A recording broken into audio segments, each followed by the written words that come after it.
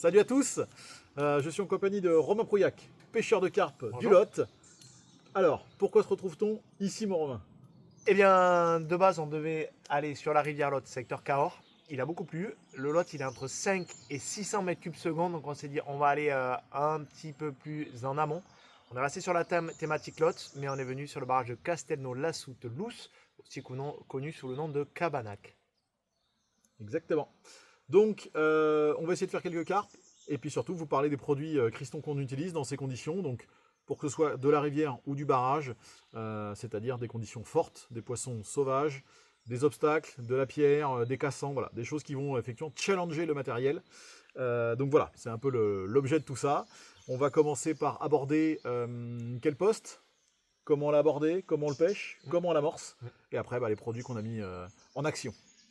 Clairement. Bon, on a 48 heures de pêche, en gros. Donc là, pour le choix du poste, ben, on n'est pas parti au fin fond des gorges à charger un bateau. On est resté sur un poste, un, accessible. Et de deux, on avait une chance de tomber sur les poissons rapidement, sans construire un gros amorçage.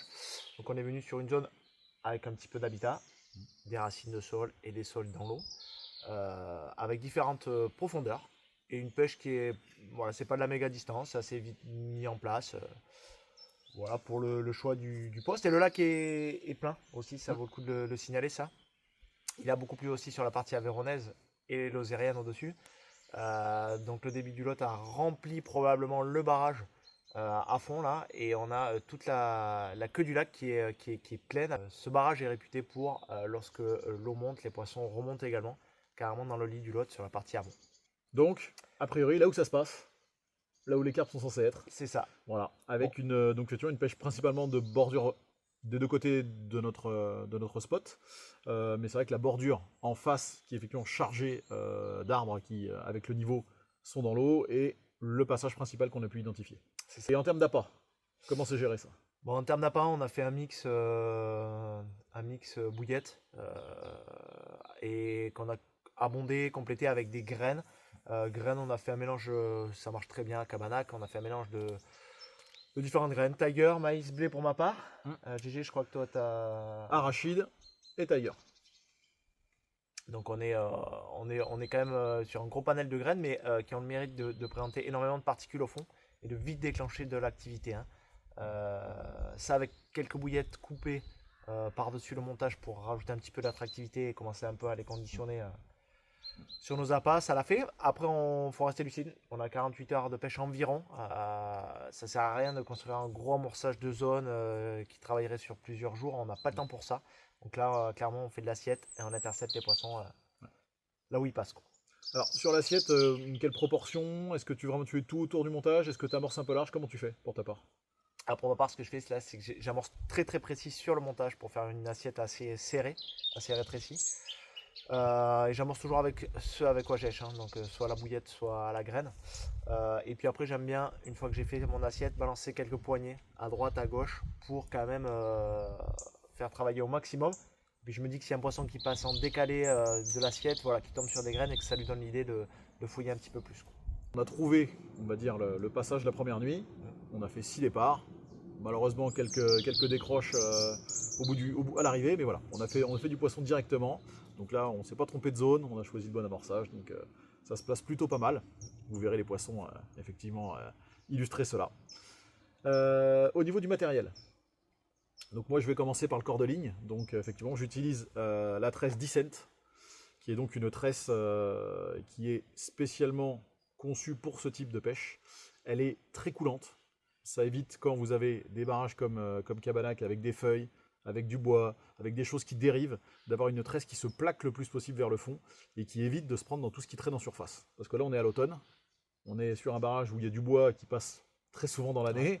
En bonus, là, on a effectivement tout ce qui est feuilles et compagnie. Donc là, d'avoir une tresse qui est très résistante, très solide et qui permet de bien couler, c'est vraiment un confort de pêche absolu. Ouais, c'est clair. Puis on pourra ajouter à ça le fait qu'elle se plaque au fond pour la discrétion. Là, à Cabanac, il y a beaucoup de pression de pêche. On sait que les poissons détestent avoir des fils tendus qui font des vibrations en travers, là. Surtout sur les grosses tresses. Donc là, en discrétion, on est Ouais. carrément top, hein. Ouais.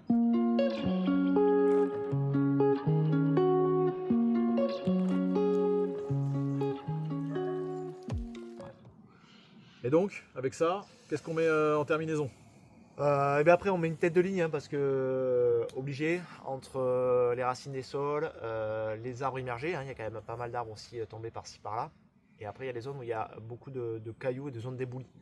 Donc là, c'est souvent que c'est inévitable que la tête de ligne frotte à un moment donné. Donc là, on utilise un gros fluorocarbone. C'est très résistant à l'abrasion, le fluorocarbone. On a un peu tous les diamètres possibles, selon si on veut affiner ou pas. Donc l'incognito. L'incognito, c'est vraiment un fluorocarbone 100% fluorocarbone qui est très très résistant. Donc moi, j'aime bien en mettre grosso modo 2 fois la longueur de la canne. Voilà. On n'exagère pas non plus sur la longueur parce que ça arrive de casser. On n'est pas là pour laisser une laisse énorme aux poissons. 2 fois la longueur de la canne, c'est le bon compromis pour la discrétion. A noter que le fluorocarbone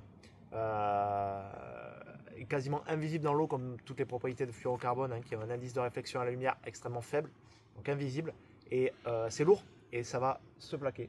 Et on est cohérent par rapport à la descente qu'on utilise derrière. Voilà, 2 longueurs de canne, le diamètre, vous allez voir, moi j'utilise beaucoup le 50 centièmes. On peut monter jusqu'à 70. Oh oui. Je sais pas toi ce que Ouais.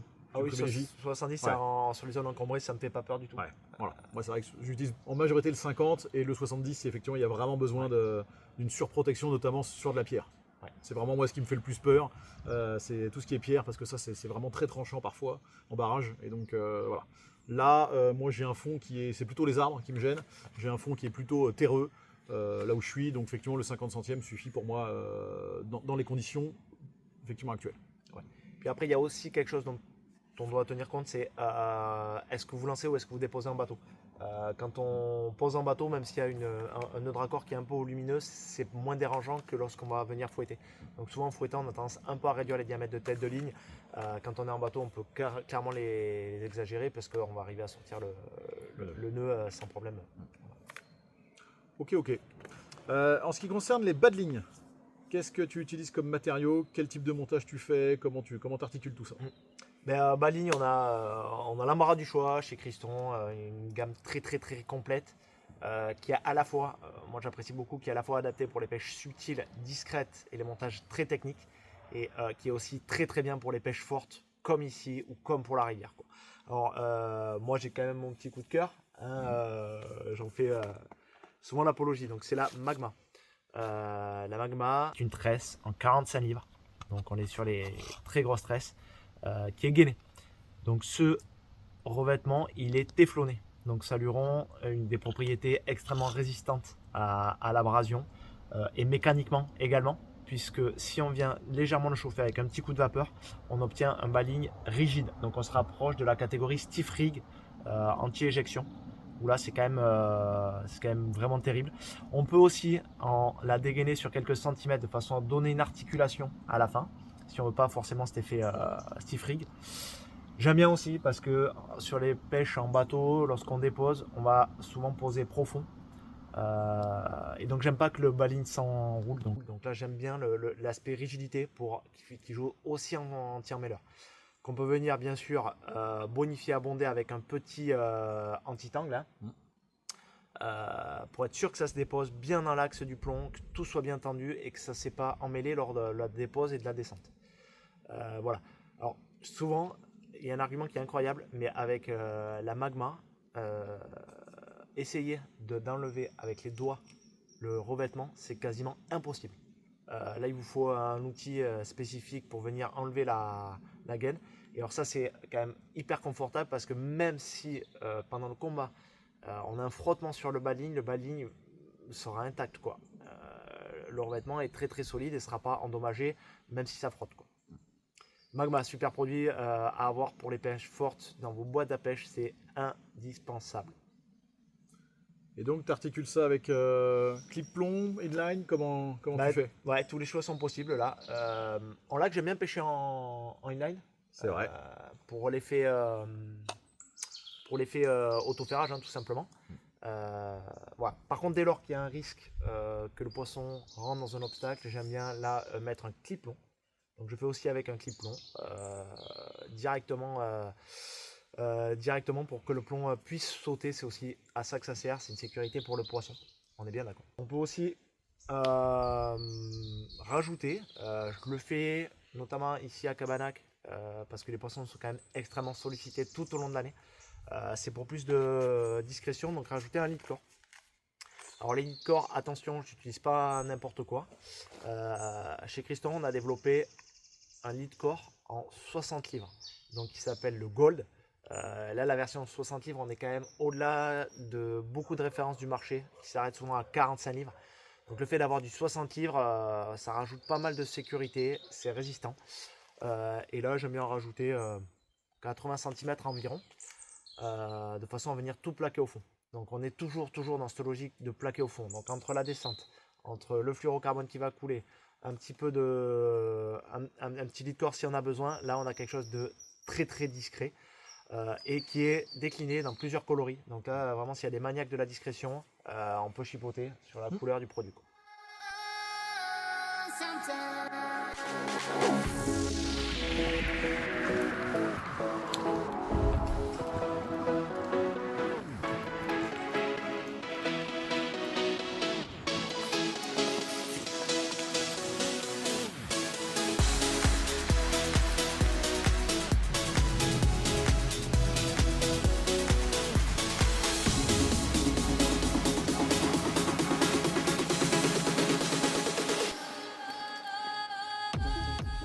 Sachant que là, comme parfois en rivière, on t'ajoute souvent des backlids en plus.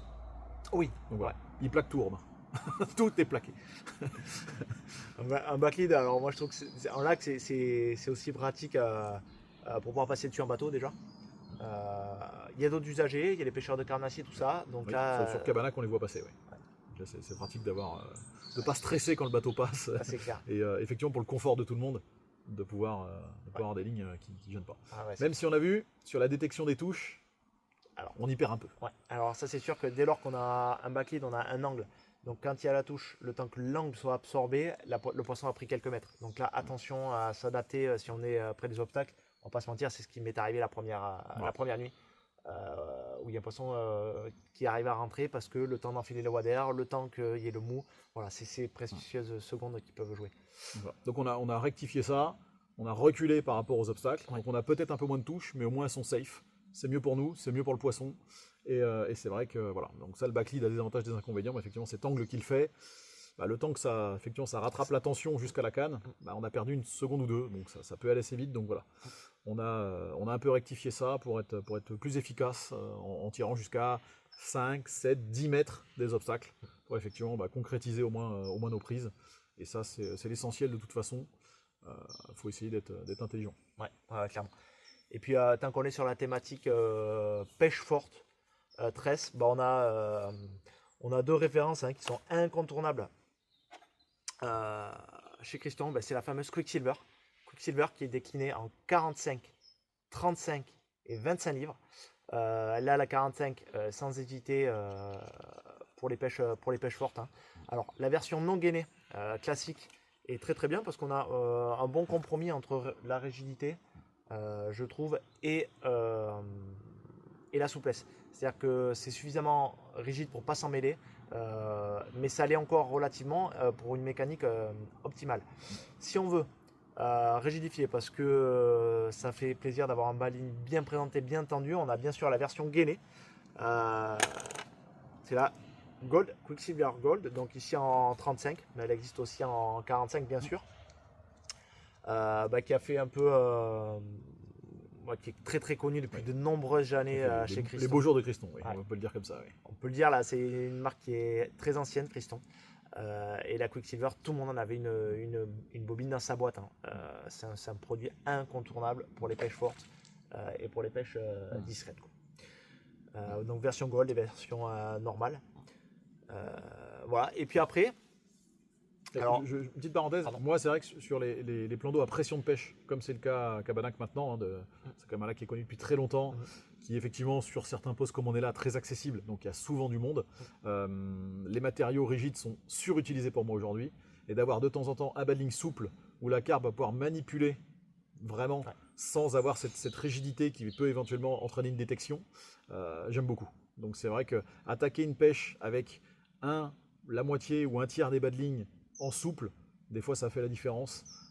pour ma part. Donc j'aime bien effectivement avoir une décane montée avec ce type de matériau solide et souple pour commencer. Ouais, clairement. Surtout là, moi je suis dans 2 mètres d'eau, il n'y a pas de risque d'emmêlement, sincèrement. Donc voilà, faut pas hésiter à revenir un peu sur ces matériaux-là, parce que c'est comme tout, quand un produit est utilisé, surutilisé par tout le monde, prendre le contre-pied, ça permet effectivement de tromper les carpes du quai. C'est clair. Et puis après, moi, je me rappelle, j'étais venu pêcher Camalac il y a plus de 20 ans.